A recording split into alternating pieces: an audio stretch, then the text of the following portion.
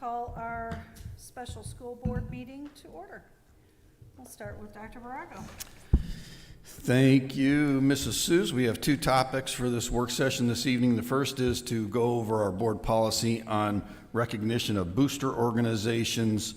And we're doing this in light of a recent police matter with finances with the Clark PTO, and I'll get into some details about what we know about their organization, but I do not have details regarding the police investigation at all. So any questions you might have about that investigation would have to go to the PD, not me. So in a nutshell, we do ask and you look at your first page of your board policy, we do ask each supportive organization, and let me start by saying thank you to all those booster clubs. I mean, they raise a ton of money that goes to our students, sometimes our staff, but mostly our students. Some are athletics, some are the PTOs. They do holiday lunches for our staff. They do, teacher appreciation, staff appreciation week lunches for our staff. And they are, by and large, fantastic, but given that we have had a situation, it is appropriate to review what we've been doing and to potentially talk about how we can get a little tighter. So we require each of these groups to submit a letter of intent. We ask them to include their bylaws, a copy of their objectives, the names and addresses of their officers, and then we ask them to share also what their proposed fundraising activities are. And we do not ask them to give us periodic financial updates. We don't audit the Booster Club's finances. They do it themselves or have an outside person do it. But they all do have officers and directors, and most of them, and we have some people who have attended or are still members of the Education Foundation, know that you do, even if you would miss a month of a financial report, you would get 2 months at the next meeting. Because remember, these are all lay people, and so you know that while they may have intentions of meeting every month and doing a financial report every month, most of them, I think, don't get it quite that often, but they do it periodically, and it's important that other people besides the treasurer are reviewing the inflows and outflows of the cash. Or it's probably not too much cash anymore. Most of our places are working with electronic funds. But nonetheless, so if you go to the third page, you can see the email that gets sent out from our office by Jeannie to all of our head principals and those coaches from the prior year who have said they're having a booster organization. And then the fourth sheet is what we ask of them. And we made a couple changes to the list because we had a couple principals already here in June say, hey, I want to get on top of this and send this to my booster people. Can you send me that form so I can start collecting that information? And so under the, I'll call it the second section, the please attach. So in the past, it said proof of bonding of the organization's treasurer, and we've added to that current treasurer submitted annually, even if the treasurer remains the same. So we want to know that we have current proof that they've gone through that bonding process, which is similar to what all of our school level bookkeepers, our Ed Sopko treasurer, Rob, so those people are all bonded as well. So, and then we changed the date from August 31st for the due date to September 15th because through talking to people, a lot of the schools don't start doing it till we're in session. You know how the first week of school goes, so they're sort of giving people 2 weeks only when they get a hold of them by the 15th of August. And so we figured we'll move it back. But we also, and this is one of our ways to get better, we're going to have to follow through and put pressure on the people who haven't submitted it. Now, if you go to the last page of that section, you'll see all of those booster groups that we had for last year, and you'll see docs last submitted.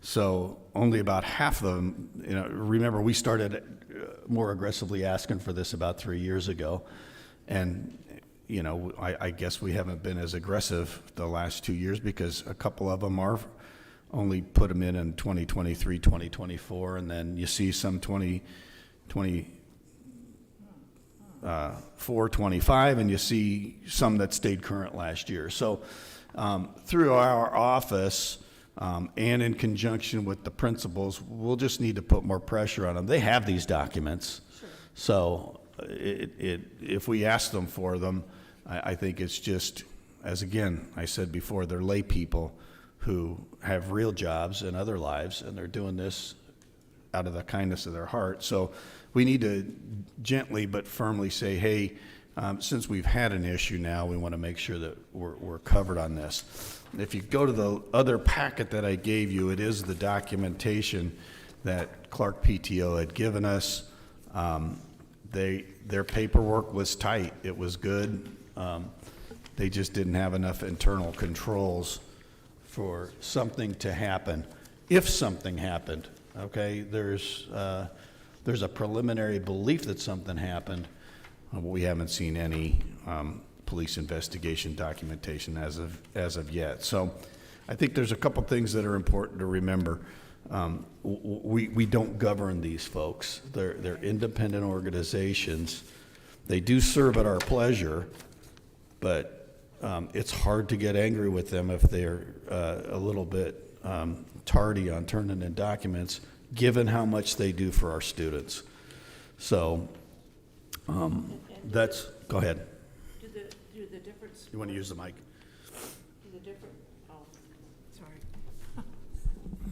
do the different sports fall under the same category then, or is that? No, they are our organization, so they would deposit their money with Michelle Stamper, and Okay. that money would be monitored. And is it the athletic department that monitors it, or do they fall under this category?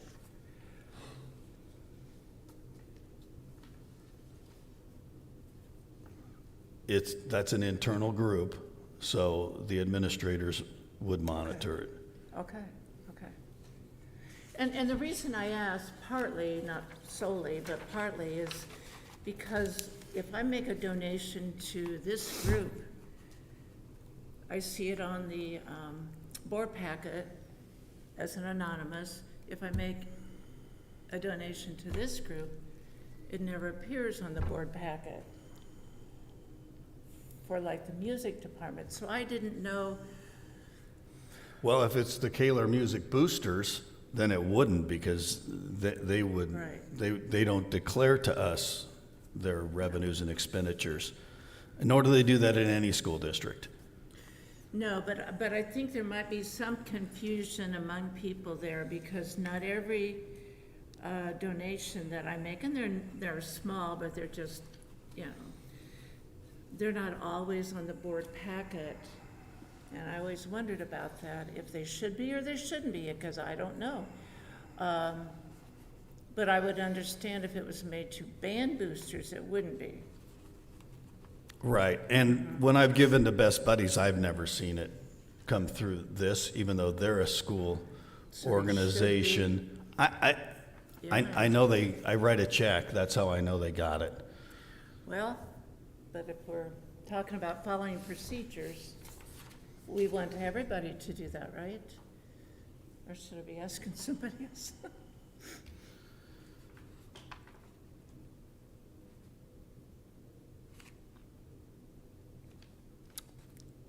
Yeah, I'll have to tackle that a little bit closer on the individual. I know that when we get money for the bigger groups, Rob does get made aware of it.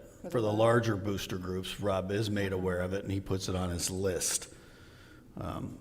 So, So like when the Music Boosters makes a donation to the school to buy equipment? right. Do you remember back in the day, Heidi Kendall was president? We had her at a school board meeting and she came forward with a donation and we cheered her and Rod, you know what I mean? It was really neat and I think that we should do that again with people, organizations, I should say, that make those large Well, donations. when they made a donation, it was likely for equipment that was going to be Sure, the school own. absolutely. So that's when they would donate it. When they pay for overnight expenses, they're supporting the band separately from their money, and you wouldn't see about that. So like when we have PTOs that donate some playground equipment, we bring that here to the board because we want to own it. When they paid for part of the trailer, not the trailer, the smaller truck the last time, we ran that through. Because once they make that donation, we want to make sure everybody knows that we own it, because we're the one covering the insurance on it. And while we do exclusively use it for music, we would reserve the right on that other vehicle to use it if we needed to, because it's ours. No, and I know that came in front of us for approval, but the people didn't show up. In other words, we didn't have the chance to do the rah-rah and thank you, and I assume they did some fundraising that was given towards that purchase. Maybe not. Maybe not, but I'll have to look into it, and we'll have to ask ourselves, what is the line between support to kids that we recognize at our public meeting versus what we don't. I assumed it to be, as I mentioned before, when they're covering expenses for a trip, that doesn't have to run through us. They can pay that bill on the side. Right, because like when I gave to the Best Buddies for their event that they had, you know, I don't know what that answer would be. Mine wasn't I don't need, you know. Mine wasn't showed on the document, on Yeah. the docket. But now let's talk about, for example, athletics. So that money is used to buy helmets, those types of things. That should come before the school board then, correct? Well, a lot of the fundraising from the teams are the teams themselves doing the fundraising, so they go into their athletics sub-account. It doesn't go into under the athletics umbrella. Right. Each team has its own Right. account. It's usually camp money, it's a golf fundraiser, and they use that to pay for practice packs for kids. Sometimes some of the teams cover the transportation fee, or the weight room fee for the kids if they had a good fundraiser. And the remainder of it stays in their school sub-account that can be used for, if they want to get a special t-shirt because they won the sectional, they would use that. But now, when Chris does his report to us, and he says, or the middle school ADs, and they said, well, we're purchasing and we're replacing this and da-da-da, that comes in front of us? then- He's bringing it to you when he's spending it out of his general fund. If the football team bought something, if they bought an extra pair of socks to match a different pair of pants for the kids, you wouldn't necessarily see that expenditure because it's their sub-account. Right. But the information that Chris brings to us, I guess. That's when he's spending money that he's gotten from gate receipts Yeah, and his corporate concessions. sponsorships and concessions, right. Right. So that's when he's presenting that to us, is when he does the report. Right? Oh, well, here. So here's the another- tightening up really needs to be, to go back to that first Can I document. ask you a question before I forget? Sure. Oh, Grimmer runs at Clark because Grimmer doesn't have the field. Track. Track, right. But there's always this bus there to sell donuts and things. Where does that money go? They give a portion of their proceeds to Lisa Huguenard, the athletic director at Grimmer. So that should show in the report that she gives to us. So if you see the Grimmer report, you'll see revenues. There should be a line there for donut vendor. when Chris Like, presents the athletics? like, well, Lisa would do it from Grimmer. Lisa, okay, pardon me, thank you, Lisa. And I would suppose that's kind of where they do, the other schools do that too? Get the donut man there? No, because I think they man a concession stand and, sort of like back when the band boosters would get upset if they had a special food something for the football team that was cutting into band concession stand proceeds. So we try to be careful how much we do that and compete with the other people selling concessions. There's some truth to it. I mean, there are only so many dollars that are going to get spent at those events. And so it stands to reason that if you're going to set up that stuff, you could end up with leftovers. I think about the Cherville Fest from last week, and they canceled Wednesday and Thursday and had a terrible crowd on Friday as people were cleaning up their mess. Those food trucks, they probably lost money on that event because they prepare food in advance and they can only carry it over so long. Yeah. And for sure, with the other expenses on Friday night with security and all the other stuff they did and not very many people coming out to do rides and stuff, probably even the ride vendor had a horrible weekend. I mean, they may have lost money if they're paying people by the hour, whether they're open or not. I don't know. I don't know the business model, but I just know that when you plan for something like that, and normally they'll go through the weather, but that weather was so severe they couldn't. Right. Okay, thank you. Thank you. Okay, so just, again, I think the thing will be for us to just acknowledge that we're going to follow the checklist, if you will, closer, nudge the principals, and have them nudge their PTOs. I don't think we're going to get resistance from people saying, I'm not giving it to you. I just think that it slips their mind. I think they're busy. So, and then back to the Clark piece, their paperwork was in order. So they need to have a better system of internal controls. And we could talk to Rob about possibly putting together a template for that could be shared with all, just ideas. But we are not going to get in the business of monitoring them. That would be like having another 15 schools, bookkeepers to deal with. And so, for the most part, the people know they're raising money for kids, and they watch those financial reports. And even some of our board, when they see a big expense, they're like, I don't know that vendor. What was that for? And so that's what an executive board for a booster organization can do. Do they have 2 signatures on the checks? I don't know that. I would doubt it. The school does that at the building level. So, okay, boosters on the side for now. Residency, late last month, we had the email. You should have that at the back of your packet. Mr. Moore's initial email, and then this on page 2, it starts where I started answering the questions with preliminary answers. I think, just to review how the thing works, we only enroll students without any residency documents when they claim homelessness. Sometimes they have proof, like a driver's license or a state ID, but they don't have a mortgage because they're living with an aunt or a relative. But even if they have nothing when they show up at the school, if they declare that they're living inside St. John Township, the law requires public schools to enroll the child or the children. The idea of interrogating people who might already be down on their luck not only doesn't seem kind, but it's also a violation of federal law. So you tread lightly when you're dealing with people. Now, having said that, there are some triggers that allow us to investigate further. If students are habitually tardy, they're choosing not to ride the bus, but yet they still can't make it to school on time, that's kind of a signal that they may not be staying where they said they were.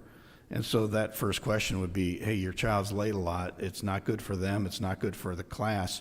Why are you not using the bus? It stops within 3 houses of the house you're staying in. In fact, they'd probably be equipped with the exact location of the stop.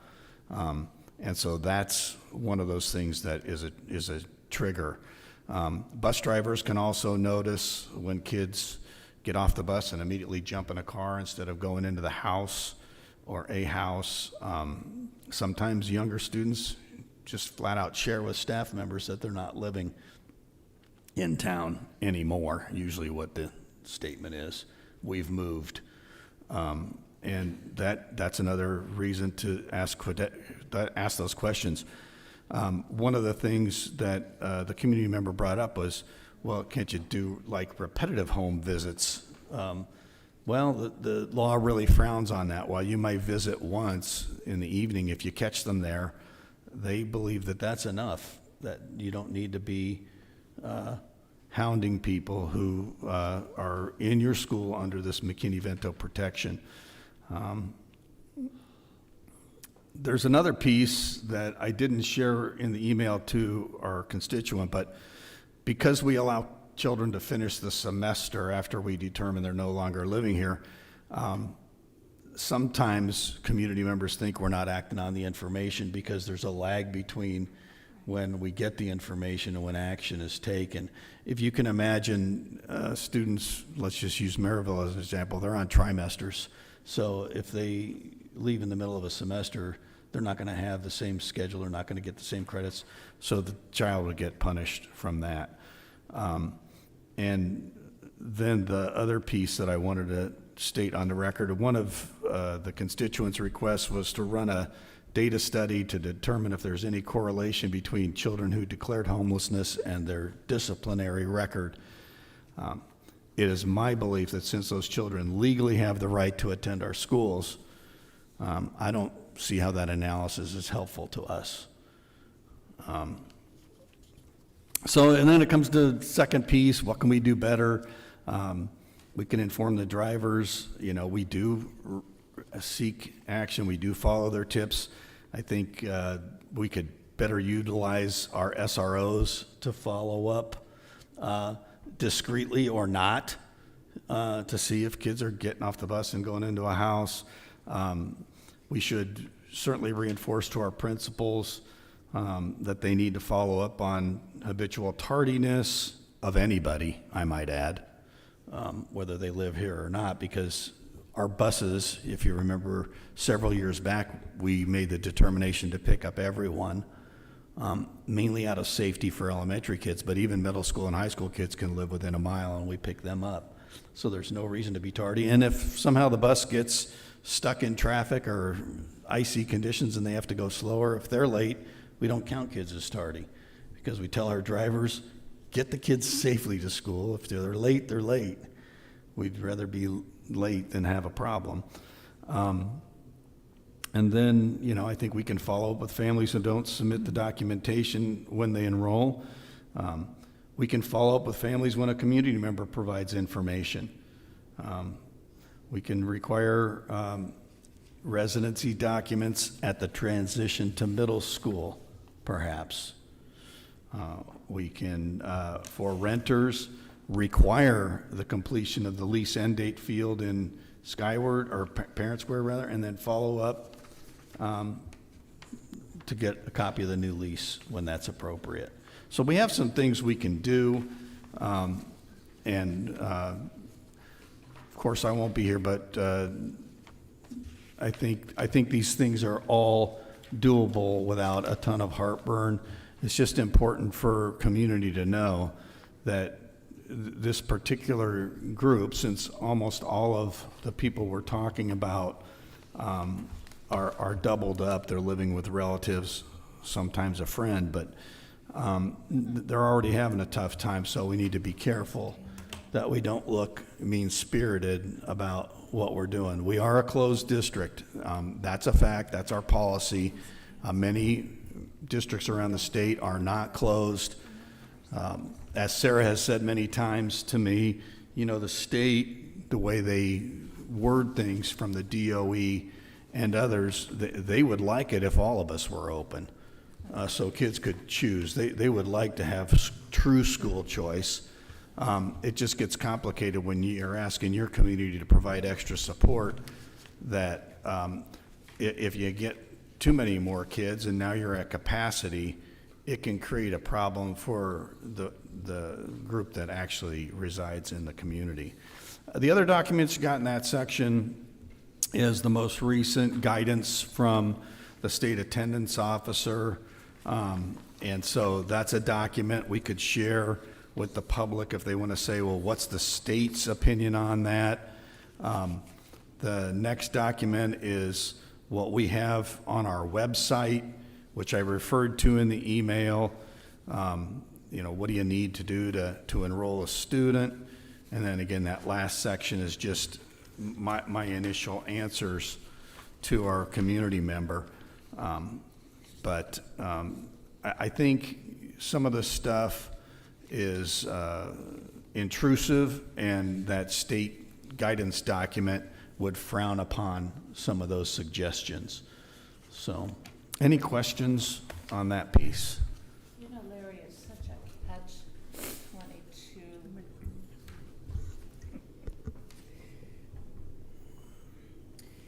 Because there was an understanding in the people that I talked with that we knew people were out of district. And as long as they were not causing trouble, we just ignored it. And when you say we, who's we? They were staff members, administrators. And I totally understand the line of thinking for that, because they were kids that were getting a good chance. That's why I want that on. There were kids that were getting a good opportunity. But at the same time, we can't do that. Well, all I can say is if people truly do know it, then they're not enforcing our board policy. I have people in the community, though, who have said, I see that car with Illinois plates.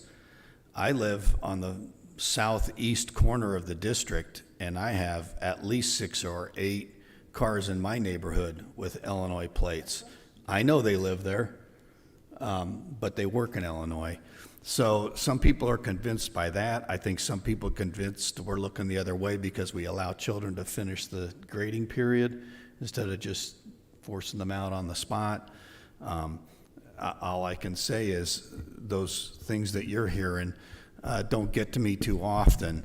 And so I'm not sure that I think they have a strong belief that kids are living out of the district, but I don't think they know for sure. But nonetheless, I'll put a burden on the next administrative team. If somebody believes they've shared information with a school-based administrator and they don't think anything's getting done, I would go to the next step in central office. Like I said, it's a tough situation because it does have some value in what their beliefs, what they're saying.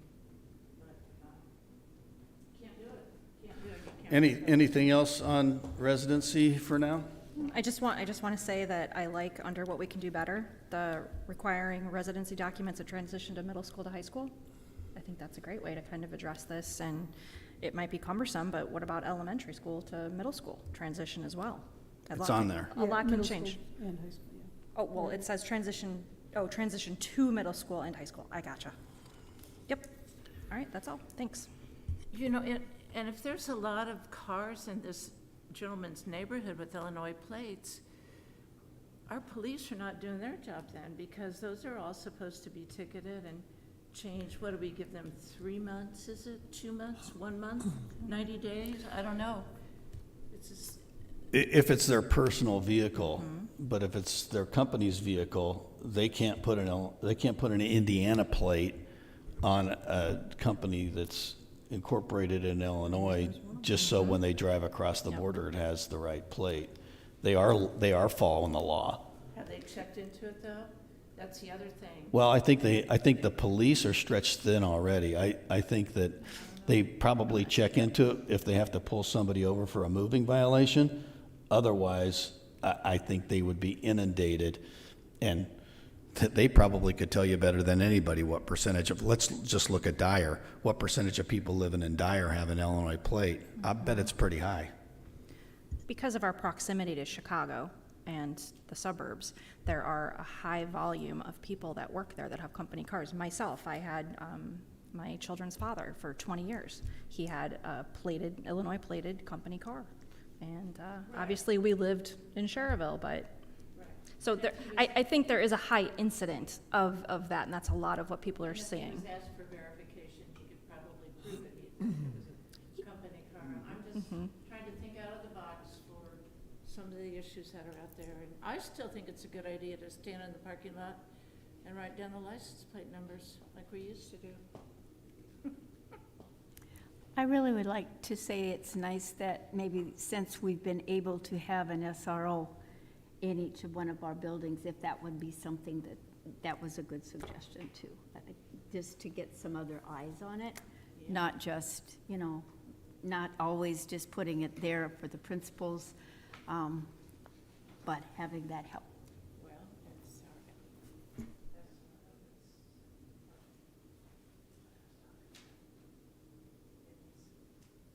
Okay, with that, we'll adjourn this meeting. If everyone can hang around, Josh is going to be here in a minute. We'll give him a chance to talk to the board before the regular meeting. Thanks.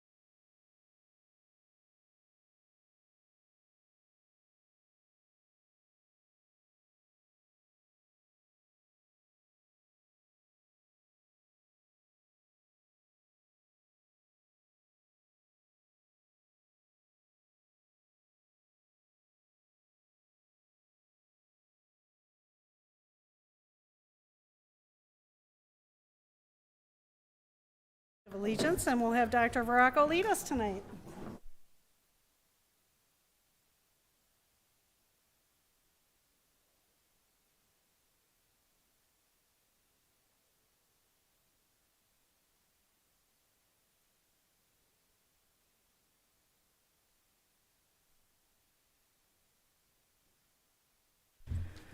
All right, welcome to our Monday, June 15th school board meeting. We will start with our agenda approval, deletions, additions. Dr. Veraco. So you do have one additional professional leave item under Roman numeral 7A1. You have additional personnel recommendations, a couple of handbooks, and a professional leave request under 7B 1, 2, 3, and 4. Everything else is the same as what you received last week. Motion to approve? Motion for Ms. Kelly, I'll second. second for Mrs. Talent. Any discussion? Hearing none, all in favor? Aye. Aye. Any opposed? Motion passes. Thank you. Is there any correspondence this evening, Ms. Kelly? There is not, Mrs. Suze, thank you. All right, we'll move into our liaison committee updates. Mr. Marshall. Nothing to report on personal interview committee. Thank you. Ms. Kelly. I have nothing to report for either of mine either. All Thank you. right. Dr. Malco. Nothing to report for legislative, and, but keep your eye on what's going on out there at the federal level also. And again, anybody in the crowd that wants to join us in our efforts to fight for public education, we've got to stand up and fight for it. There's not much left, but this young man over here has been a real promo of that. And so, Larry, you know that song by Journey? I think it goes, "Don't stop believing in public ed." So I hope that you will continue to encourage us as a unity, as community people, to don't stop believing in public ed. Right? Okay. Thank you, Ms. Talent. Oh, I'm sorry, Sherville, or Dyer Parks. Bandshell is coming along very nice. It's going to be beautiful. And the Education Foundation, continued growth. They're expanding hours for the director, and they're looking at some new ways that they can perhaps help our teachers when they have these challenges they have to face that cost money. For example, the Praxis test. So they have to retake it now, and it's what, $80, I believe, to take it. So they're looking at ways to maybe get a pool of money that can help educators as they continue their journey in professional education. And that would be it. Thank you. Thank you. Mrs. Talent. I have a couple things to report. Some of them are a little bit older from a little while ago, but I did want to say that the redevelopment committee for the Dyer Town Council has been meeting, and it was pretty exciting that in this process in the last few months, we do have the Munster-Dyer train station. It is there, it has made history, and it was a pretty extensive project. It's taken years and years to get that in place. Also,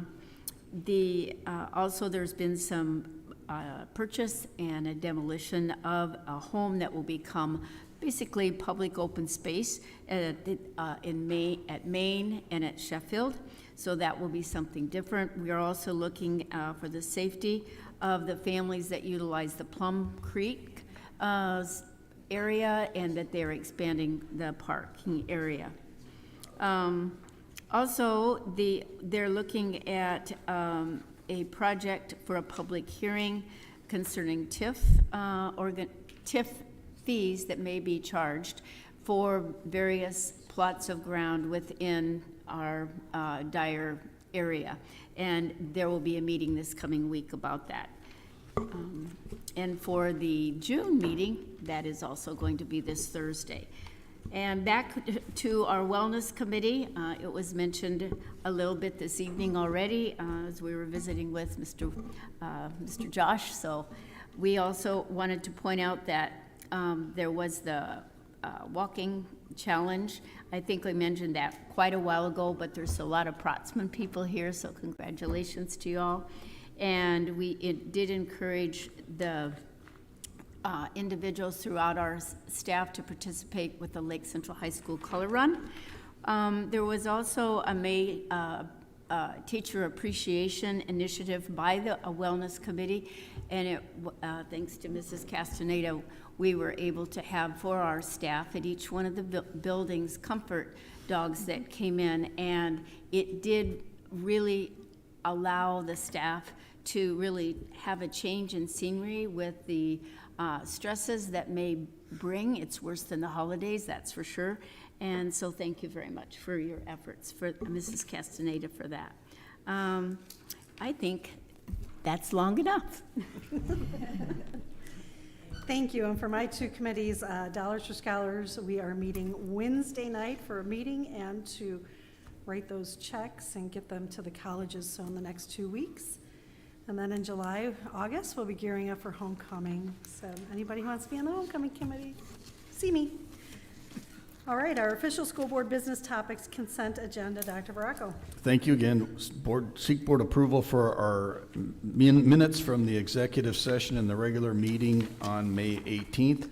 Also seek board approval for the claims, payroll, and extracurricular expenditures that you received in your packets last week. Move to approve. Go ahead. We have a motion from Mr. Marshall, Second? second from Dr. Malco. Any discussion? Hearing none, all in favor? Aye. Motion passes, thank you. Nothing on that. And there are no public comments regarding action items, so we're going to move into our official school board business topics, regular agenda, Dr. Baraco. Thank you. Professional leave request is Mrs. Seuss has requested mileage for her trip down to the baseball state final game this coming Saturday. Seek board approval. Motion from Dr. Malco, I'll second. second from Ms. Talon. Any discussion? Hearing none, all in favor?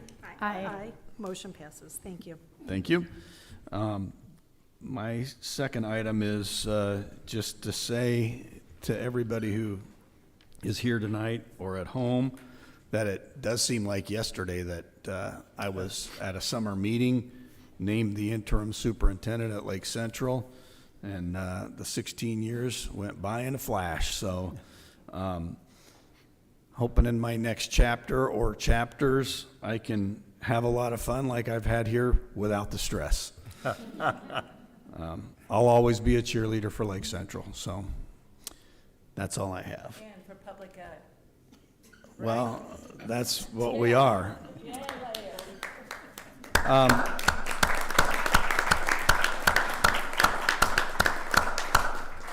And then, in the interest of time, Bill has asked that his first agenda item regarding a donation be moved up to the end of my section. So, Bill, take it away. Thank you, Dr. Veracco. At our last board meeting, you guys approved a donation by the Coling PTO for 3 drinking fountains, water bottle fill stations. And a couple of you asked me if I could get somebody from the PTO here so you guys could thank them personally and maybe ask a few questions. So I'd like to introduce Samantha Ruge. She's the treasurer of the Coling PTO. She's been kind enough to come out tonight, and I worked with her a lot to get the donations, and so she's the treasurer. So Samantha. Samantha, can you speak into the mic so people at home can hear? Yes, I can. Okay, sure. Thank you. It was super, we're super grateful for our Coling families and all that they've done that we were able to get these water refill stations, and with the support of Mrs. Cruz and Mrs. Claybaugh and Mr. Ledger has made it so easy to work with that we're very excited to have these and offer these for the students.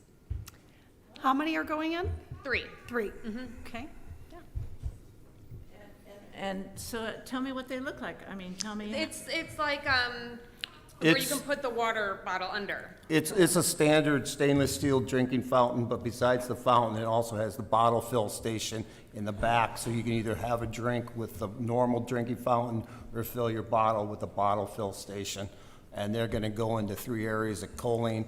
We're also moving an older unit to the cafeteria. So yeah. it's gonna be all refurbished there, so. So it's like we see in all the buildings now where it's to fill the water bottle. Correct. They're exactly the model we put in at Bibbage last year. So if you guys have seen the ones at Bibbage, it's exactly the make and model. It's an LK water fill drinking fountain. So will those be ready for the start of the school year in August? Mr. Seuss says they will, yes. Yes. Yes, he does. Deserved that, thank you. And I have the utmost faith in him, so yes. Okay. I don't know what to say. Why is your face red, Mrs. I know. Seuss? Yeah, no, they will be ready, yes. Very good. Well, it's really a wonderful project because we know how important that hydration is, and to help our kids stay hydrated, it's super. Thank you. Yeah, we're happy to do it. Thank Thank you. you. Thank you so Thank much. you. Thank you, Samantha.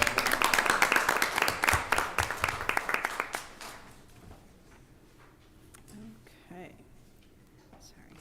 All right, our Assistant Superintendent, Mrs. Castaneda. Thank you. For my first item, I seek the board's approval for the personnel recommendations, the revised copy that you received this evening. Move for approval. We have a motion from Dr. Malco, and I will second that. Any discussion?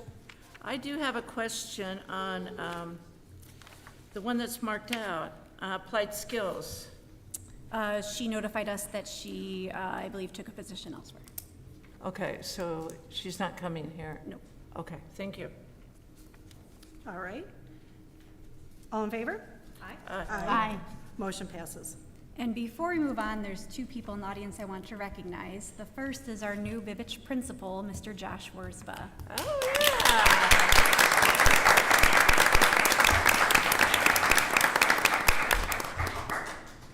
We are very excited to have you over at Bibbage. I know Mrs. Sapita is going to miss you very much over at Pratzman.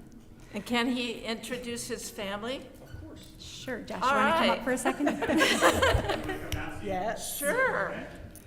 Get ready for it, huh? So I have my wife Dana, my father Ron, my Hi, mother Ron. Rose, and I have my kids. I have Jude, Henry, and Mary. Very nice. Yeah. Thank you. Thank you, Josh. Congratulations. Yes, congratulations. Yes. And then also in the audience, we have our new Assistant Principal of Student Services, Mrs. Celia Padilla.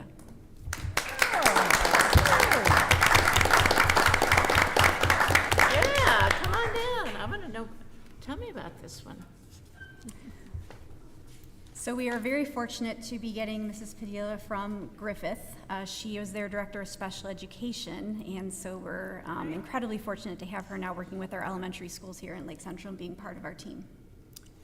Was not prepared to come and speak to you today, but thank you, and I am so excited to join the Lake Central team come July, August, whenever that official start date is. With me, I have my mother, Nancy, my husband, Michael, and then James, Melody, and Elliot. So I apologize for his active participation, but Welcome. We're excited to have you. Yes, welcome. So tell me what her job will be then? She will be our new Assistant Principal of Student Services, assisting Mrs. Allison Mazurkowitz with the special education needs of the elementary buildings. So she'll be working with elementary Yes. students, okay. She's got plenty of experience up there, don't you? Awesome, thank you.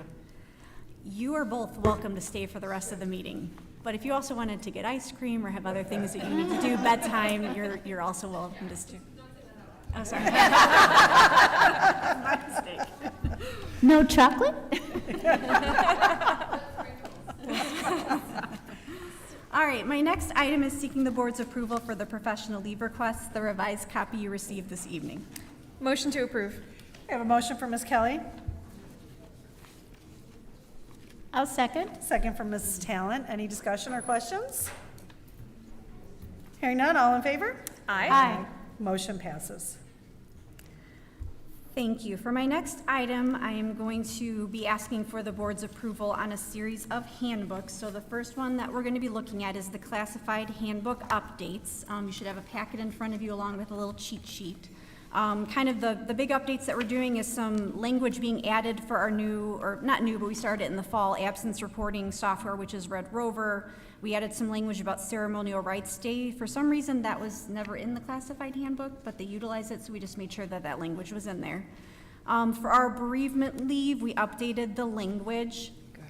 Past practice had not been to include the day of death in the possible 5 days that they can use, and so now it does include that in there as well. On page 17, we have changed our leave without pay protocol. They used to have a 3-letter warning system, but that led to some inequities in the amount of unpaid days people were taking, and so we're just going to a straight 3 unpaid day system instead of 3 instances. And then the last change is on 19 and 20.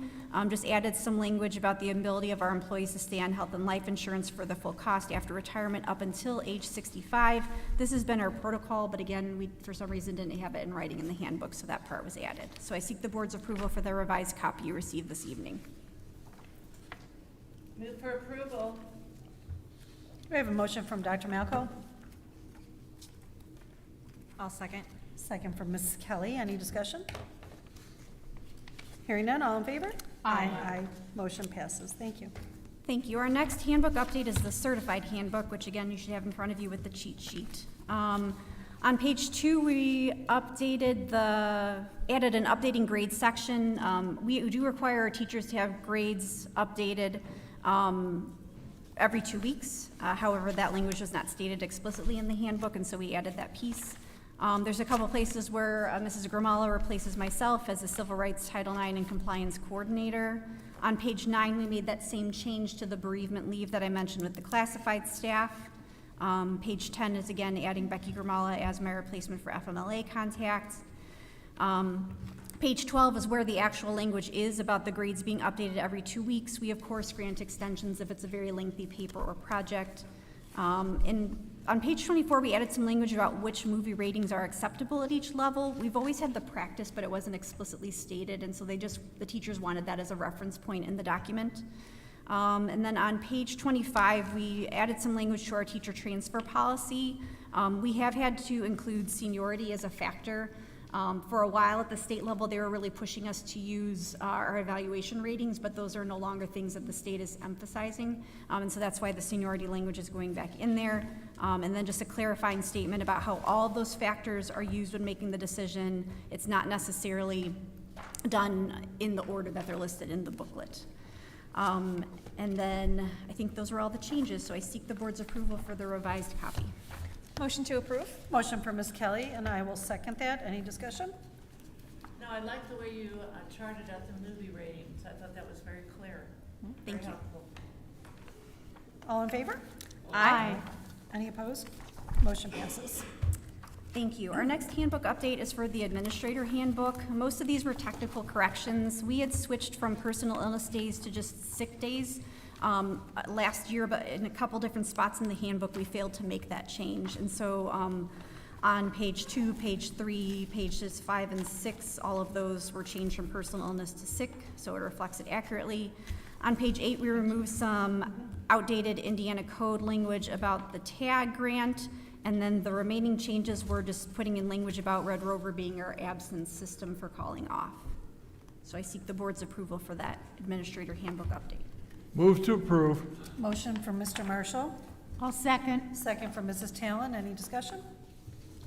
Where are we on the tag? Is that no longer in existence, or is that just a one-year snafu, or do we know?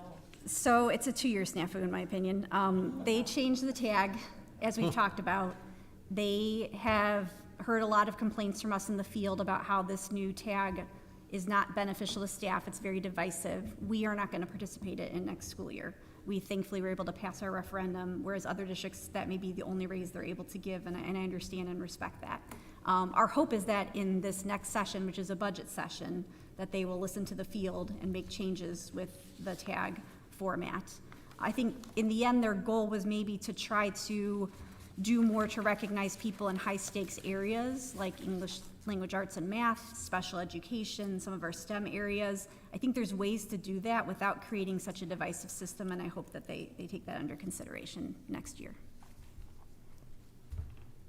Thank Any you. other questions? All in favor? Aye. Motion passes. Thank you. And for my next handbook, I'm going to bring up Cassandra Cruz, principal of Coling Elementary, to talk about the elementary changes.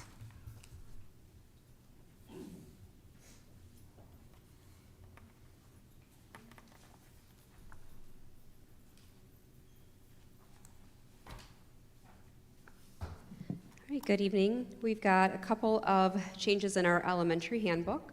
Of course, all page numbers will be updated with the changes. On page 8, we opted to move the note that says excused absences count against perfect attendance. It's a given, and absences do count. We just didn't want to stress perfect attendance. Also, there's a document on page 6 that thoroughly explains our attendance policy, so we felt that that statement was redundant. We do try to stress excellent attendance at our schools, but we don't want to stress perfect attendance and have kids coming to school and getting others sick. On page 9, we updated our grading scale. Grades 1 and 2 do not use the plus or minus system, so that's been updated on there. Kindergarten stays the same, and 3rd and 4th do stay the same. On page 11, we updated our Director of Student Services to include Mary Reeby. I'm sorry, going back to page 9, we did update slightly the percentages on 3rd and 4th. They're very minor changes, but they coincide with what's in Skyward. We wanted to make sure that if there was a difference in 0.1% and a parent caught that Skyward matched that. Other than that, 3rd and 4th did not change. Again, 11 was updated with our Director of Student Service information. Page 18, we updated the location of board meetings to include the LGI room or the K-TRAP room, and that the point of entry or any other information, they can log on to the district website under administration and school board. And then on page 20, we changed student arrival time. It used to say 8 o'clock, but all of the schools were letting students in at 7:50, so we updated that to indicate that student arrival time for breakfast is at 7:50 a.m. Any questions? Thank you. So students need more time for breakfast? So yeah, our buses release students at 7:50, and so the students are coming in for breakfast at 7:50, and then at 8 o'clock, all students come into the building. So if they're eating breakfast, they're actually coming in about 10 minutes earlier than all students entering the building.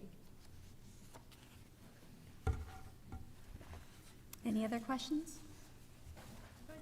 Okay, we do need a vote on that one as well. Yes. Do we have a motion? Motion to approve? We have a motion from Ms. Kelly. I will second that. Any discussion? Hearing none, all in favor? Aye. Motion passes. Thank you. Thank you. And before I get into the middle school handbook updates, I just wanted to note that with all 3 handbooks, elementary, middle, and high, that the language just came out on Friday from the state on the new ban on cell phones.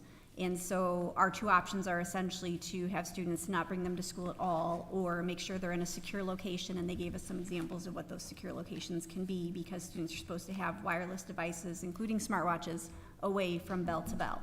So our intention, since that just came out on Friday, is then to bring back to the July board meeting our policy, and then we'll update the sections in the handbook at that time. So for the middle school handbook changes on page 3, the grade weighting for English language arts was updated to 30% homework and 70% assessments, same as the other subject areas. On page 4, some of the grade levels were updated that can participate in dance, cheer, and spring football. We've extended those down into 6th grade. On page 5, we had a redundant sentence, and then had Becky Grimala's name replace mine for Title IX coordinator. On page 7, under the section taking care of Chromebooks, we still had the word iPad in there. I'm not sure if that was left over from when we used to use iPads for some students, but we removed it because that's no longer our practice. On page 8 for middle school NJHS, students still need 4 extracurricular activities in order to be considered for NJHS. However, we found that sometimes it's a bit challenging for them to have that outside of school activity, to have 2 of them, I should say. And so now what it says is that they must have 2 in-school activities, they must have at least 1 out-of-school activity, but then that last one can be either or. It can be in school or out of school, just to give those families a bit more flexibility. On page 9, e-bikes, not e-books. E-bikes were added to the list of items that are no longer allowed on school grounds for safety reasons. Some of them can go quite fast, and we just feel like that's not a safe mode of transportation for our students to get to school. On pages 15, 24, and 28, one of our middle schools does a Thursday school rather than a Friday school, so we just put Thursday school in there to cover us. 16 is where the electronic devices will be updated, and then on page 34, Mary Reby replaces Becky Grimala as the Section 504 coordinator. Any questions? I would like to make a comment to thank you about the e-bikes. We're seeing a lot more in our neighborhood, and it's kind of a trend. Family, even though they're very, very expensive, but families are getting them for their kids, like we used to think it was great to get the fancy skateboards, right, or fancy scooters. So we just move it up a little bit. Yes, some of them are just so fast, and the towns have different ordinances about who can use them and with what helmets and at what speeds and things like that. So we just feel it's best for us not to have them being ridden to school. Any other questions or comments? Do we have a motion? I'll make a motion. Motion from Mrs. Talent, I'll second. second from Ms. Kelly. Any discussion?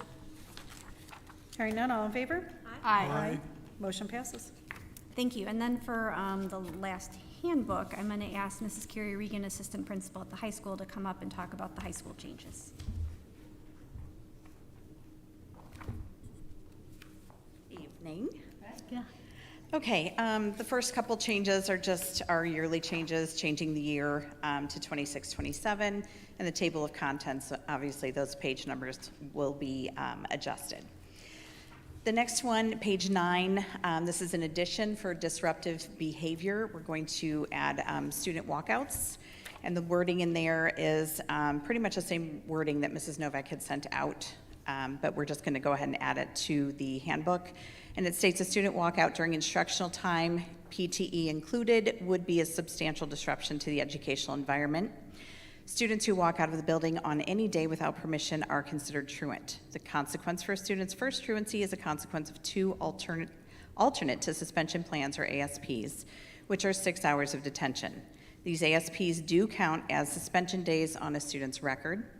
Please note that once a student is suspended for 3 or more days, or 2 or more total suspensions, they are not eligible to attend dances, such as homecoming, winter formal, prom, senior banquet. In addition, student athletes who are suspended must also adhere to the athletic handbook and policies. The next one on page 10 to 11, under electronic devices, we have some additions, including earbuds, headphones may not be worn during the school day. AI, Meta, smart glasses may not be worn to school. Students are prohibited from video or audio recording themselves within the school building or during the school day for personal or social media purposes. This includes, but is not limited to, recording in classrooms, hallways, restrooms, locker rooms, offices, stairwells, cafeteria areas, and any instructional or supervised spaces. Students may not create content that includes other students or staff intentionally or unintentionally without the express consent of all individuals involved. And then we're also going to add in that same section, see right to privacy, page 17, which refers to recording or taking pictures of students and staff. On page 23, under school day, we changed the time in the first sentence to state Lake Central High School opens to students at 6:30 a.m. Rather than the current 6:45 a.m. that is in the handbook, because we do have some teachers who offer tutoring first thing in the morning. In the 5th sentence, the time will be changed from 3 p.m. to 2:50 p.m.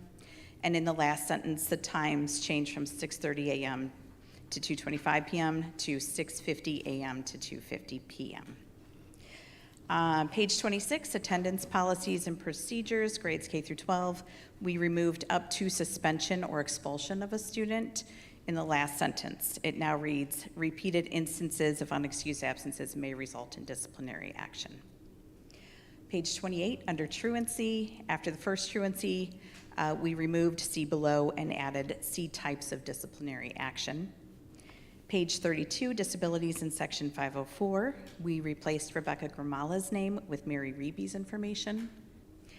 Page 41, we moved tornado drill instructions to page 38 under fire drill instructions. It just seemed that it was out of place in the current handbook. We also removed the section about outside credits. Page 43, extracurricular activities. We just updated that list with the current extracurriculars. And on page 45, Title 9 policy, we replaced Sarah Castaneda's name and email with Rebecca Grimala's information. And that is it. Any questions for me? So when you say you removed the section about outside credits, transfer credit, I'm confused. What kind of credits? Coming in from another school? No? No, I mean, those would be credits obviously coming in from, like transfer credits. Those, I believe, refer to, there's only so many that they're allowed from outside. So in talking with Ashley, who's our head of guidance, she said we needed to take that out. I don't have all of the reasoning, unfortunately, behind it, but we were told that that needed to be removed. Oh, okay. Okay, thank you. You're welcome. Any other questions? And Dr. Malco, I think that ties into the fact that we no longer offer as many options through IOA, given that there's been a reduction in the number of credits that our students need to graduate. There isn't a need for us to provide that option anymore. They can do it all here within Lake Central for the most part. Okay, all right, thank you. Thank you. Thank you. Thank you. Do we have a motion? Motion to approve? Motion from Ms. Kelly. I will second that. Any discussion? Hearing none, all in favor? Aye. Any opposed? Motion passes. Thank you. My next item is a quick one, the student code of conduct. The only thing changing is the year on the front cover, so I just need approval. Motion to approve? Motion from Ms. Kelly, Second? second from Mr. Marshall. Any discussion? All in favor? Aye. Any opposed? Motion passes. And my last item, I appreciate you guys bearing with me, is to give you the agreement for our new special education attorney. We are going to be switching over to Church, Hiddle, and Antrim, and specifically Elizabeth Lucas Barnes there as our special education attorney. She is well established and respected in the state, and we think that we'll get excellent guidance. Move for approval. We have a motion from Dr. Malco. I will second that. Any discussion? All in favor? Aye.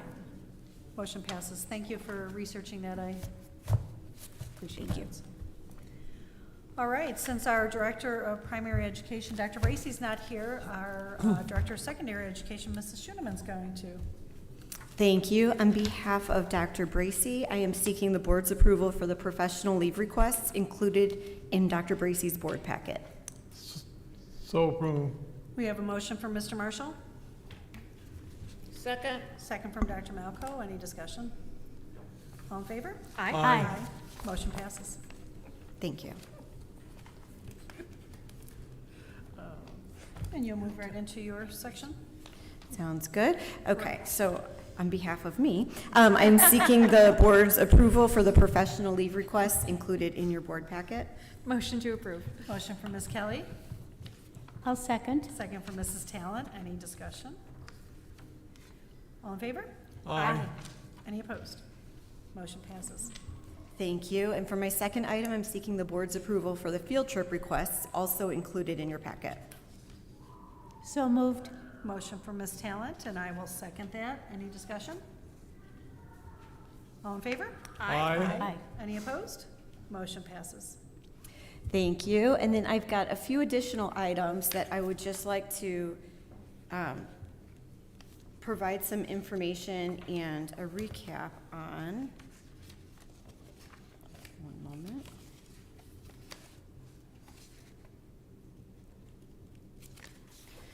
So the first item that I have is the Admin PD Week recap. Every June, Dr. Bracey and I plan professional development for all of the administrators. This year, we had a heavy focus on AI. We've begun the intentional and thoughtful work of building our AI literacy as administrators, which will provide a much-needed, consistent foundation for building our leadership capacity so that we can best support students, or teachers, and then students. We studied the AI competencies, basically what students will need to leave high school with as it relates to AI. And we are working with Sarah Atkinson, instructional coach coordinator from Duneland School Corporation, as well as two nonprofit organizations. One is called AI EDU, and the other is called PlayLab. You can expect much more on AI throughout the year, and you can expect students to be the central focus of all that we do. It was a great week of coming together at all levels, all of the administrators, just kind of getting our baseline and start to plan things out. Any questions about Admin PD Week? I'm not real comfortable with AI. I'm going to be real honest with you. I mean, well, you know, there's some issues that have occurred, and I think it ends up pitting teachers against students, because teachers say, well, this says that you cheated or you used AI and you're telling me you didn't. Anyway, it's just, to me, not real healthy right now, and I just don't know if it's going to be effective until we get all those situations worked out. You know, I've heard from a lot of students, and they won't even use it because AI dumbs down what they write. So there has to be a way that this is good for us, good for some students, but maybe not good for all students. Correct. And what you're sharing is exactly where some of us have been. We started off the week with, you know, where are you as it relates to AI? Are you an early adopter? Are you cautious, et cetera? And so we all fell in different sort of categories. So the first step was, okay, let's understand it. It's not magic, it's math. And we need to be able to recognize what is AI and what isn't. If we need to recognize that, we have to make sure that our kids can recognize it too, especially our kids are growing up with it right now, and currently it's like they have the keys to a car and have only played like Grand Theft Auto to learn. And so we don't want them getting AI information only from Snapchat or from TikTok, things like that. And so it's not about encouraging all students to use it. It's about understanding what it is, how it impacts society, how it impacts jobs. It's the fastest moving technology to date. And the minute we have any piece of it sort of figured out, it's going to continue to change. So you'll see a vision statement coming that will talk about lifelong learners, just like in our mission statement. But I agree, there's a dark side of it, there's a negative side. We've dealt with the cheating. Mrs. Regan in the audience has been instrumental. We've learned so much through working through it because, you know, the kids are using it. And so, but they're not learning from research, and they're not learning how to use it from educators. And so it's just going to become part of just like digital citizenship, something that we have to make sure that there's awareness about. But I agree, there's a time and a place, and we need to talk about age appropriate. So you're not going to see all students using AI all the time. However, the goal would be that students at different grade levels understand what it is and how it impacts the world around them. There are safety measures that they will need to know about.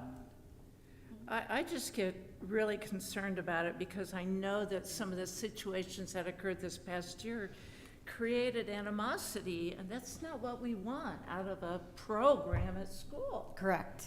So if we can't come together and discuss it and not be angry and a lot of animosity and hatred, then why are we doing it? I don't know. I struggle with it. But I look forward to hearing what your committee has to say, because from what I have experienced, it's not worth our time and effort. Teachers have to go out in a hallway and prove to the student that they cheated. And the student has to stand out there in the hallway and prove that they didn't cheat. I'm going, what? Yeah, currently the onus is on the teacher to prove that, you know, if there's an indication that AI may have been used, the onus has been on the teacher to prove it. And the hours spent investigating and things like that, just like the old plagiarism. And the English teachers have said, I wish we could just have plagiarism back, regular plagiarism, Really? because Yeah. that's much easier. But really what we're learning in a lot of professional development is to flip the onus and put it on the students to prove that they haven't used it, And how do they do that? It's by focusing on the process over the product, meaning the writing process throughout. So if I'm, as a teacher, I'm grading a body paragraph at a time, the introduction, et cetera, the outline.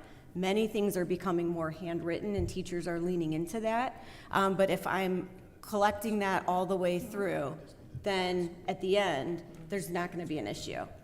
So I have full confidence that it'll be amicable, and all of the situations that we've had this year have been excellent learning opportunities, so we've been able to hear from different stakeholders. I'm sitting here going, now wait, if we have AP students that have always been great writers and have been trained to be great writers, and then all of a sudden they're not, it just doesn't make sense to me, and it defeats the whole purpose of education. And a reminder that from what I have been researching, there's not really, okay, there's the AI software, whatever you use, but there's also not a good software that really accurately studies the results. I've heard over and over again, they are not well founded yet. The detection? Yes, the detection, yeah. And then there was something the other day on the news about one, and so you guys are gonna know the name of the company, I don't. But the founder of this, the big kahuna guy, he really founded all of it, starts with an S. So, anyway, he said, where's our government? We need controls on this, it's moving way too fast. We expect that we will see standards or competencies come out eventually from the state. Currently, we're seeing competencies from different nonprofit organizations that do make sense.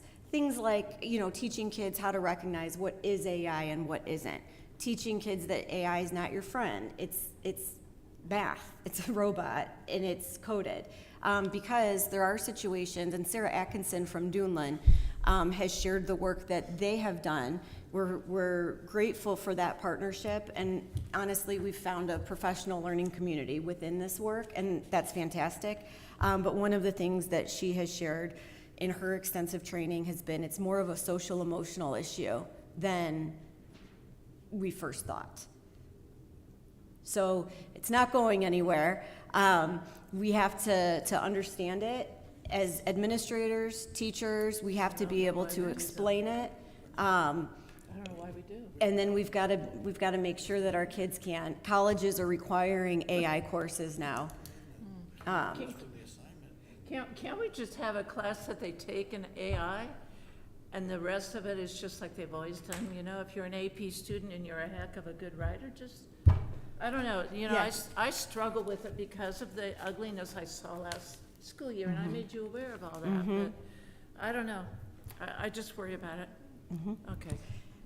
I would like to say thank you for your work on this, because I don't know if any of you had an opportunity to watch 60 Minutes last night, but there was a whole segment on AI and the robots and how they have really made a difference, and they now do dances and somersaults, and they continue to learn. So when you say it's not going anywhere, it's not. Right. So. And our number one piece will be teaching discernment, which is a skill that we need our kids to have no matter what. And I do believe that will help in all facets, even social media and problems we've seen there. If we can teach our kids to discern, they'll be able to navigate. Absolutely. Thank you. I appreciate your No problem. understanding and patience with me. Absolutely. We have all felt similar, and some of us still do, and so that's what we're moving through. Okay, so then my second update is about summer curriculum work. So summer is a busy time for curriculum committees, and this year it's especially true for the high school world language and English departments, as they have both adopted new textbook materials.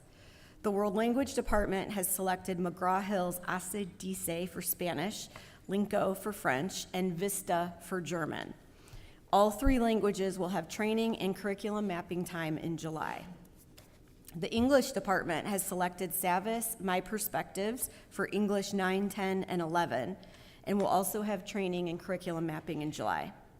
Both content areas have strong department heads, Elsa Kluga for World Language and Kelsey Bessich for English. And they both have a vision and a plan for alignment within their departments, both horizontally and vertically among the different grade levels.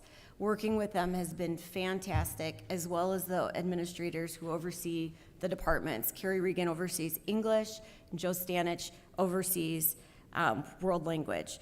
Just really strong teams there, and working so hard, and even, towards the end of the school year, having one foot in, that school year and one foot in the new school year. They're all very forward-thinking, and just wanted to point that out to the community, that the teachers continue to prepare very thoughtfully all summer long. Finally, many other groups have come together throughout the summer and will continue to. Most recently, ICP, Integrated Chemistry and Physics. MJ Martin is the famous name there, Dr. Malkow, that you'll recognize. They are embracing the inquiry-based learning approach and making some changes to how they teach physics concepts in ICP. Their plan is to utilize an inquiry-based project throughout multiple units so that students can experience hands-on learning. They're a fantastic group, and they're really pushing forward with the inquiry-based model. Any questions on curriculum work for the summer? Summer curriculum work is very important. A lot of learning can happen, so that's great. Good. That's all for me. Thank you. Thank you. And our Director of Student Services for the last time this year, Mrs. Gramala. Thank you. My only item is to seek your approval for the professional leave requests that were included in your packet. Motion to approve? Motion for Ms. Kelly. I will second that. Any discussion? Hearing none, all in favor? Aye. Aye. Any opposed? Motion passes. Thank you. Thank you. Our Director of Facilities, Mr. Ledger. Thank you, Mrs. Suze. I have two items tonight I seek your approval on. The first one is to seek your approval to award and execute the contract for the high school tennis courts new fencing. In your board packet, you received the bids along with my bid recap sheet. Talking with Coach Holden and myself, we're going to go with the base bid, which is a 12-foot black vinyl fence, and then the alternate number 2, which is 8-foot privacy slats. We had 3 bidders. Fence Masters was the low responsible bidder, the amount of $151,111. I seek your approval to award that contract. So moved. Motion from Mr. Marshall. Second from Dr. Malco. Any discussion? Hearing none, all in favor? Aye. Aye. Any opposed? Motion passes. Thank you. My next item is to seek your approval to award and execute the contract for the tennis courts for the surfacing and netting.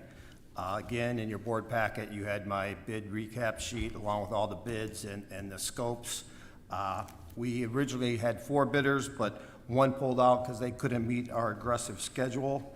The other pulled out because they kind of they're going a different way with surfacing. They're kind of having their own little acrylic product. So at the end, we had 2 bidders. We're going to go with the base bid, which is the resurfacing, and then the alternate was for the tennis nets, poles, and sleeves. AG Sports Surfaces was the low responsible bidder for both the base and the alternate for $68,944. So I seek your approval to award AG Sports the contract. Motion to approve? Motion for Ms. Kelly. I will second that. Any discussion? Hearing none, all in favor? Aye. Aye. Any opposed? Motion passes. Thank you. Thank you. Our Director of Business Services, Mr. James. Thank you. My first item is to seek your approval for the meal prices for breakfast and lunch for the 26-27 school year that were included in your board packet. You will note that we are keeping the prices the same as 25-26 school year, and in fact, we haven't risen prices since the last time was in the 23-24 school year. So we are able to keep these prices steady, so I seek your approval on that. Move for improvement. We have a motion from Dr. Malco. Second? Second from Mrs. Talent. Any discussion? All in favor? Aye. Motion passes. Thank you. My next item is to seek your approval for the professional leave request included in your board packet. Motion to approve? Motion for Ms. Kelly. I will second that. Any discussion? All in favor? Aye. Aye. Any opposed? Motion passes. Thank you. My next item is to seek your approval for the donations that were included in your board packet. So moved. Motion from Mr. Marshall? Second. Second from Dr. Malco. Any discussion? All in favor? Aye. Any opposed? Motion passes. Thank you. And for my last item, I'd like for you to turn your attention to the handout that I provided at your workstation. Last month, the Department of Local Government Finance at the state level released what are going to be the property tax caps and homestead credits for each governmental unit in the county.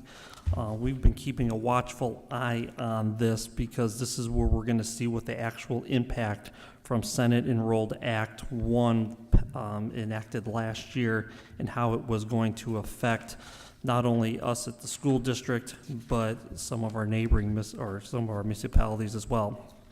So on the first page, I've summarized what the approved levy has been for this year for each of the 16 school districts in the county, what the revenue loss is per the tax caps / homestead credits, and what percentage of the levy is lost. So when we say the levy, that is what is billed out to the property owners in your particular district. And in essence, the DLGF is saying this is how much money you need to operate your school from property taxes.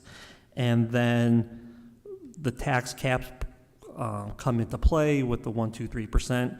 And now there's the new additional homestead credit that took effect this year, which we talked about plentiful last fall during our referendum campaign, where everyone was getting an additional $300 or 10% off on their tax bill, which is the greater amount. So everyone's revenue loss is going to increase not only this year, but in the next 6 years as well. And so this first table kind of shows what percentage of what the state said you need to operate you're going to lose, and there's no way to make that up. And fortunately, we are at the bottom, and our tax loss is just over $2.1 million, which accounts to about 3.74% of our levy / bill tax amount. You can see the percentages by some of all of our peers here in Lake County, and it's unfortunate what some of those districts at the top are going to be facing because they also probably don't have a high collection rate for the people.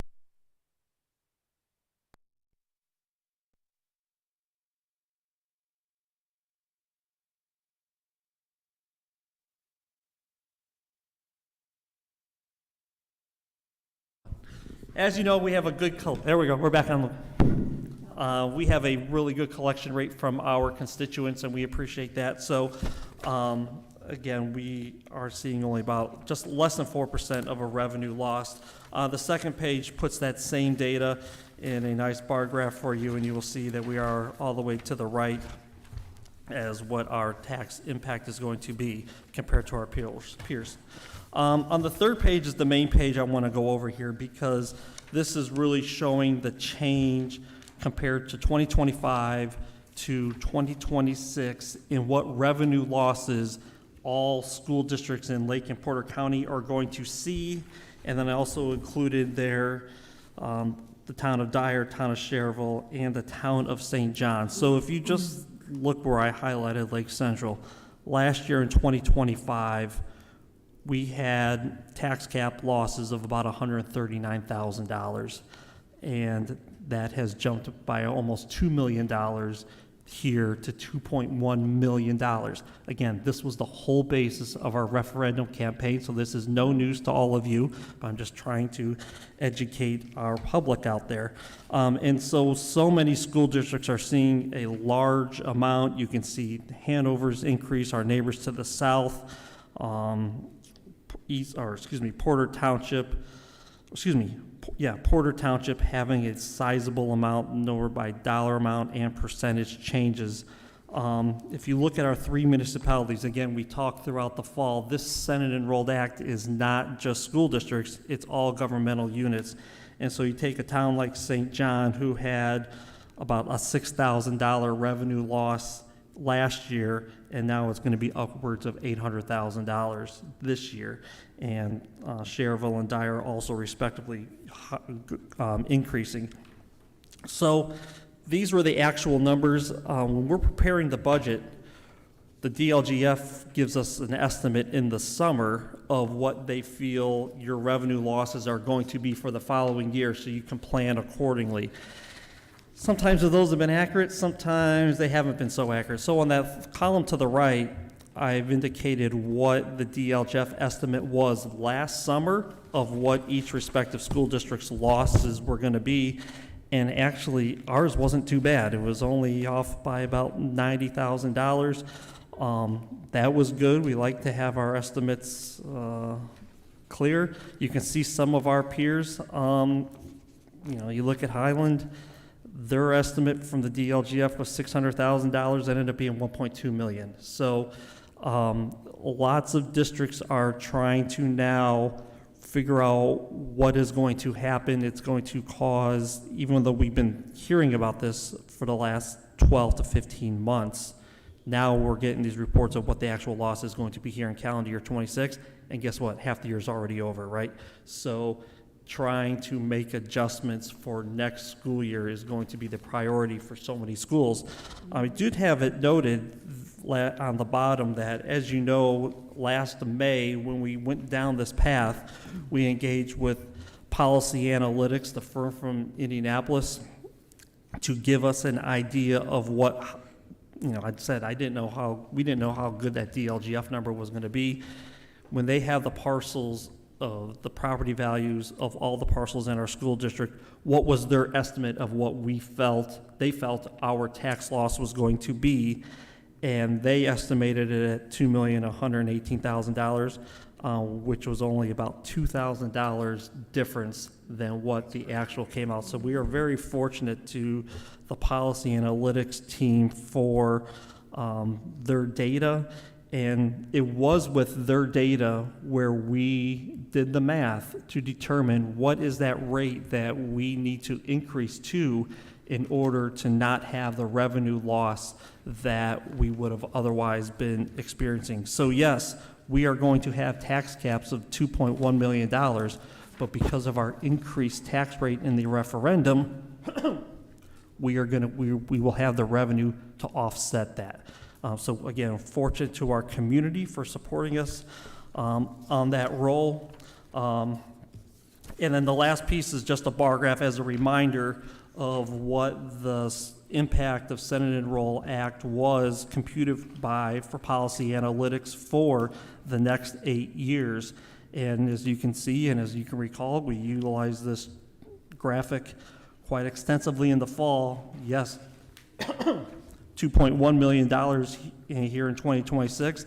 That's almost going to double to 3.9 next year, up to 4.8 in 28 until we finally get to 2031 when we're looking at a $7 million annual revenue reduction.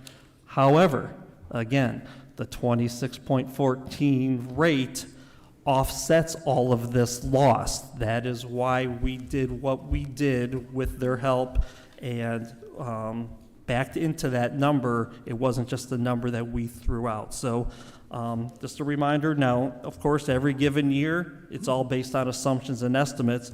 There could be some variety here, but I was glad to see how close the number was here for 2026. So it's really, we've all been talking about for the last 12 months, what's the impact of this legislation going to be and how are the cities and towns and the libraries and everyone going to cope with it. As of last month, now people are starting to see real numbers, and what are they going to do? Again, how are the municipalities going to trim $800,000 from their budget? I don't know, because they're a service industry just like us, and I'm going to presume that how ours is increasing over time, I would expect theirs is going to do the same thing too. So. We'll just have to wait and see. Who knows if there'll be any sort of legislation to modify this, but any questions? Oh, yeah, there's a lot of questions. Gary's trying to help me understand. understand it, but you know, Rob, you usually have a list of schools that are doing the referendum. I know there's a huge number. Do you have a list of those? For this fall? Yes. No, because it hasn't been, school districts have until August 1st to declare and do their resolutions. So there's a lot of speculation out there. Originally, it was going to be 100 to, 80 to 100 schools, and then it was 60 to ish. Now you're hearing 40 to 50. So that information probably won't be available until at least August or so. So looking at this list, like Crown Point, we know is going again, right? We don't know that. Pardon me? We don't know that. They have not passed a resolution. Okay, I see. Okay. I'm not presuming anybody. We've heard speculation, but I see, okay. some have said they're not. Some said they're going to use this as a time to really look at staffing and make adjustments that way. Some know that they're in a community that will have a very difficult time passing a referendum, and so they've got to look at other ways instead. So some of our peers have definitely said, yeah, they are going, and they are going to attempt either to go where they don't have one now or for an increased rate this fall. But each board is different, and I don't want to presume anything. Right, I get you. Okay, so the ones that would have lost in this last round of referendums, do you remember who they were? The only one that lost statewide was like Northwest Allen or East, somewhere out around Fort Wayne. Northwest Allen. Okay, thank you. Sure. That's all I have. Thank you. And there are no public comments, so we'll just do general board comments. You have anything, Mr. Marshall? At this point, no. All right, Ms. Kelly?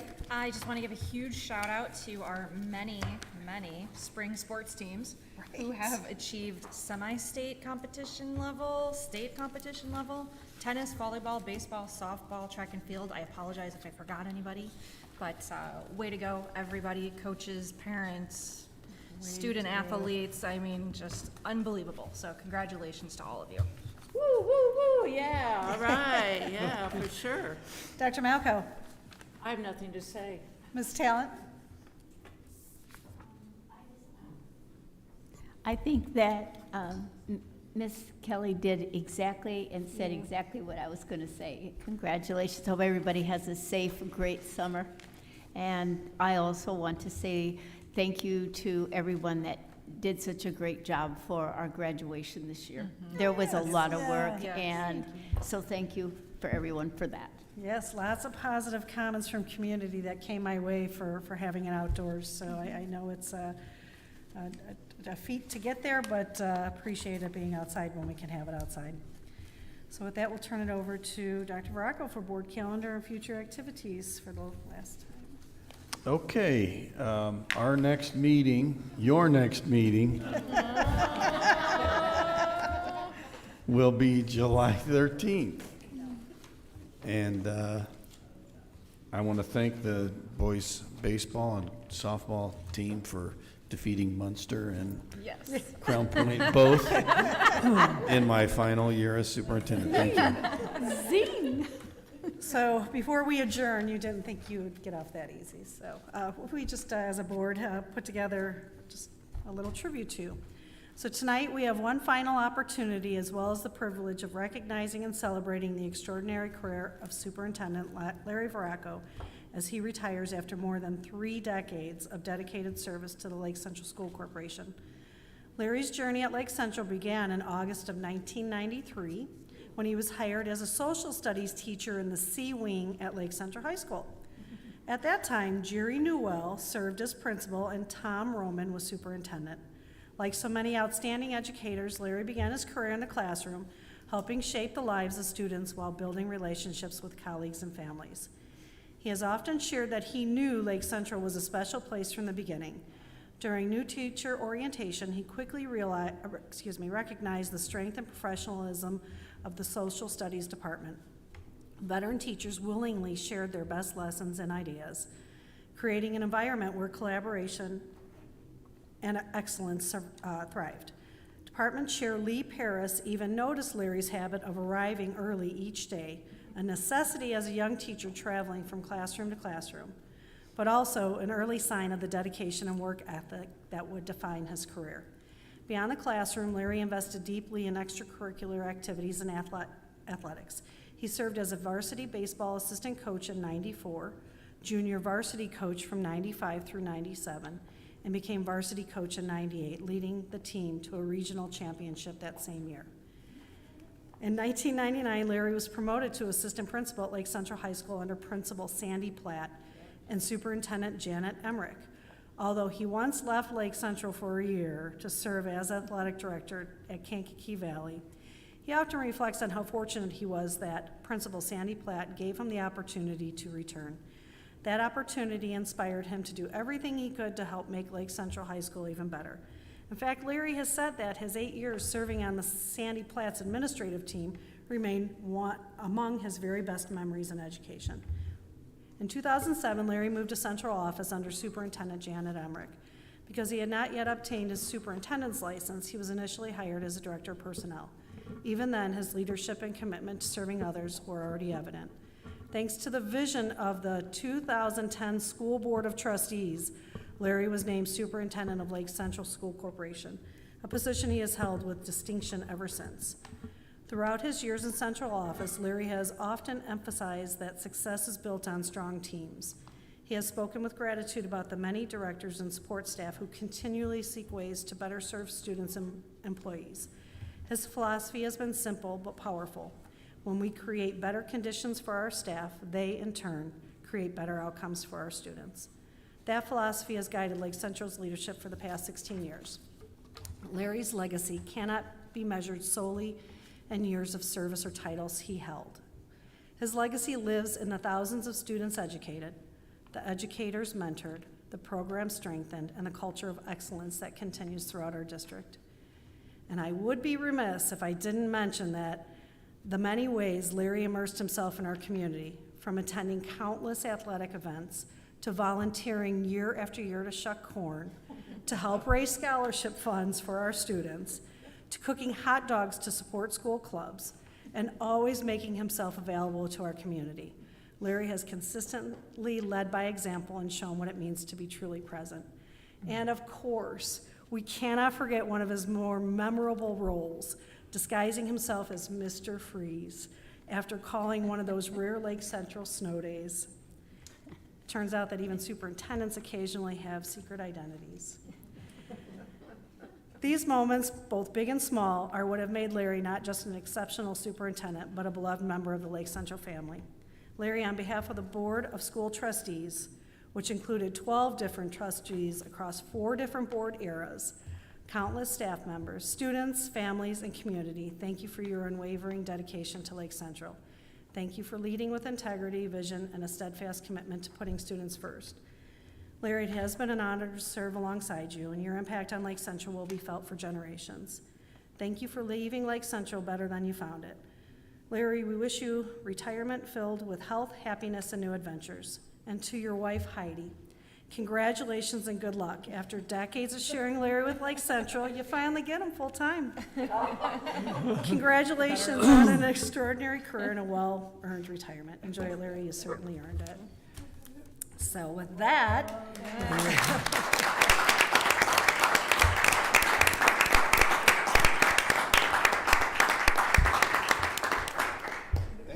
Mr. Marshall. Larry, I think Cindy has touched upon all the highlights of an illustrious career. I'd like to thank you and your entire family for serving LC over these many years. And in the spirit of brevity, one fisherman to the other, I'd like to extend to you many, many years in the future where you're going to get that exhilaration of the walleye or smallmouth or northern pike hitting your line. So many more happy years for you. Thank you. Thank you. Ms. Kelly.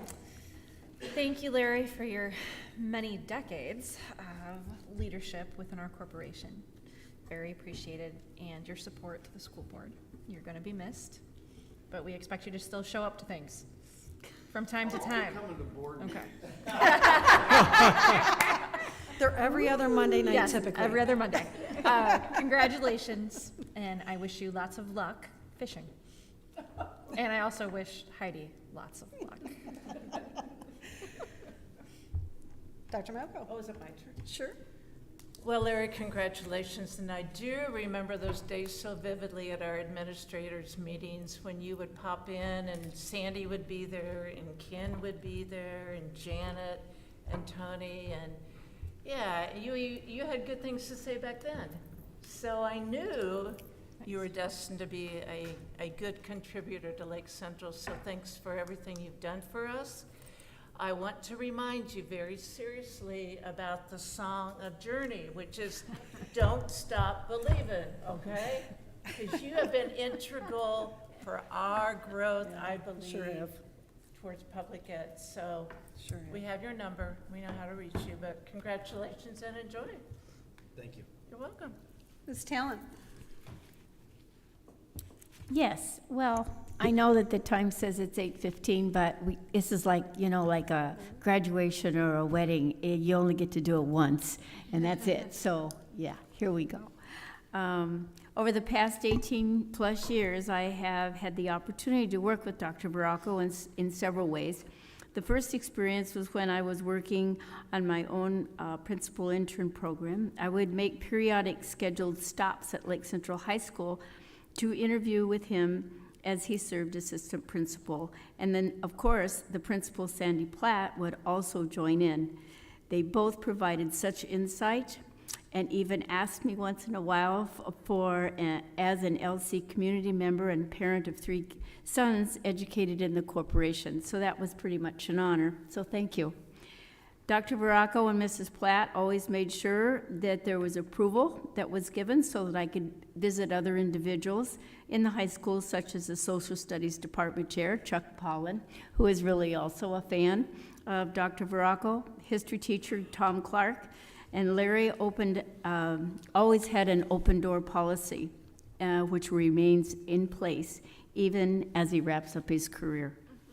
A second experience, a time that passed, was encouraging his appointment as the Lake Central School Corporation superintendent.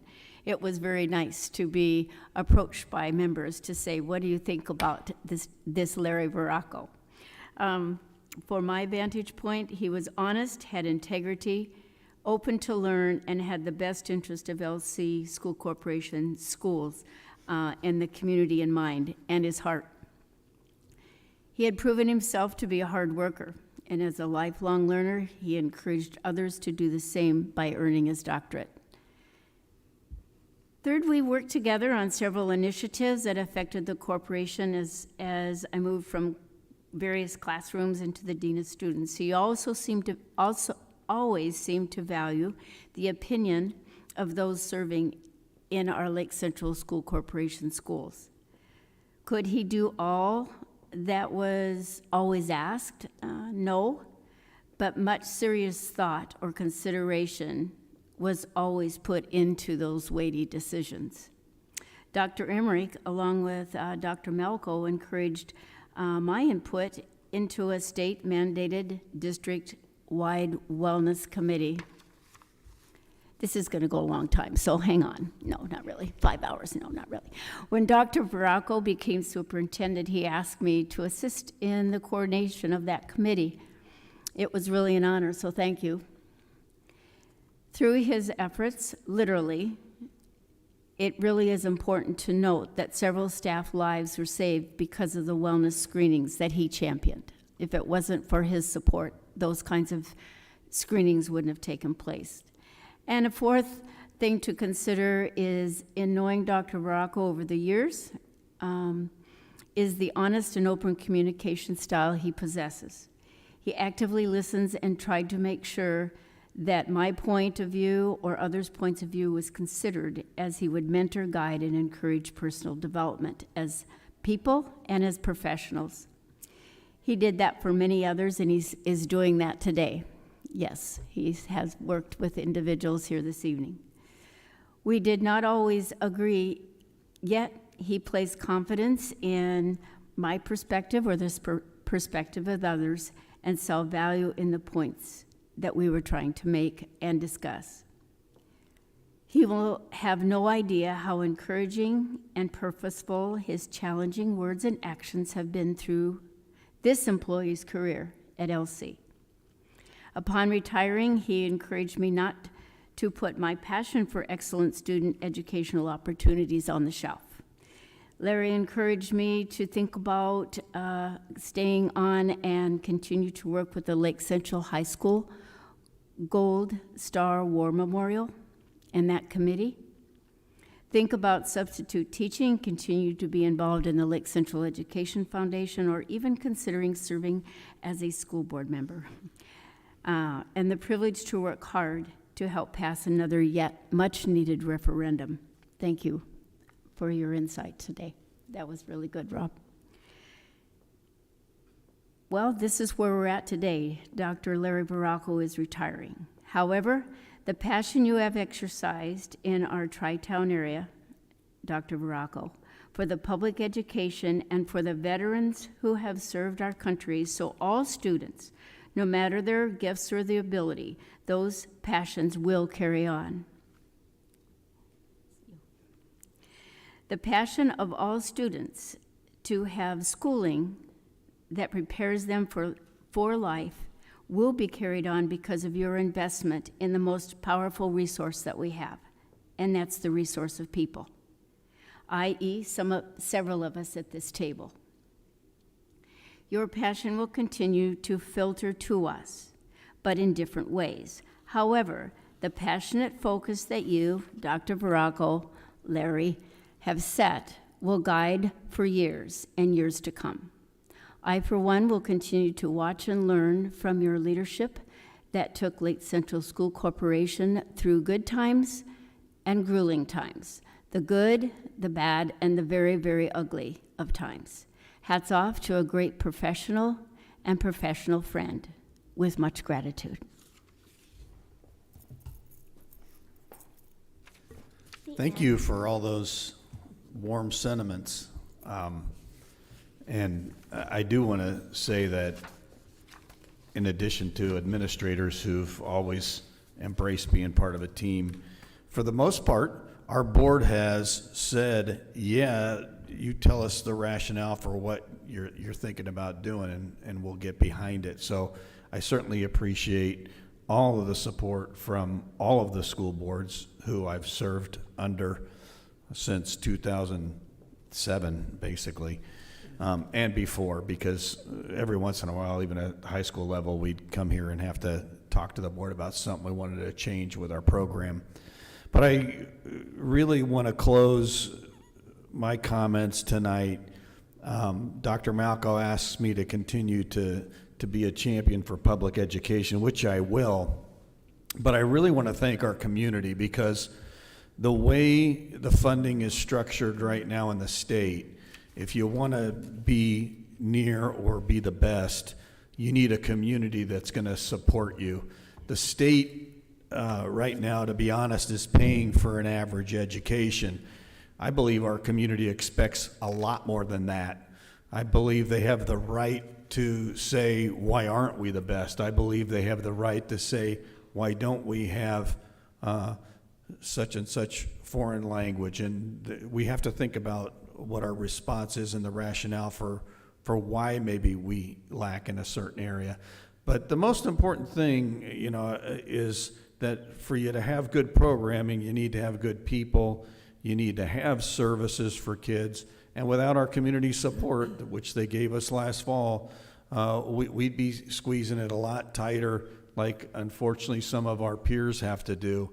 And so my biggest shout out is thank you to the community for back in 2011 letting us rebuild the high school in Protzman, and then in 18 and again this past fall, giving us the support so we can keep doing the programmatic things that really help a lot of kids excel whatever it is that they want to chase when their high school days are done. So thanks to the community. I hope you continue to support us. It makes a huge difference. It's the most important piece, being able to pay for good services so you can do good things for kids. Thank you.